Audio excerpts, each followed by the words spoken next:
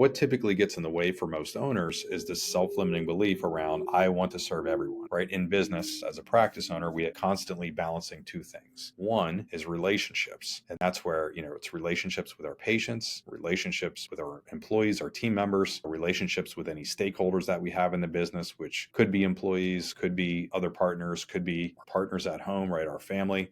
We tend to think about and gravitate towards taking care of relationships. That's why we became clinicians, right? Probably not to become a billionaire, right? That's not on your radar when you're 22 years old going to grad school. You became a clinician because you wanted to help people, right? Because you're thinking about relationships. On the other end, we have productivity. So this is where money comes in. This is where statistics comes in. This is where metrics and tracking and all of that. Most of us, when we first come out of school, are fairly poor at that. We're not great, right? We don't emphasize. If you've ever worked in a situation where you're working with somebody who's only focused on the numbers, you know what that feels like, right? Not great. So for most of us, we're trying to balance those two things, right? If we have production and math and profit and finance only, we get burnt out pretty quick. If we have relationships only, we're in jeopardy of going out of business, right? So we're constantly balancing these two things. That's the challenge. Unfortunately, most of us are wired where we only think about the relationships. Even I've seen practice owners go out of business because they were only focused on the relationships and they could never bring in that other component or didn't have somebody else to complement them. Along those lines, the thought exercise I went through back in 2010, 2011,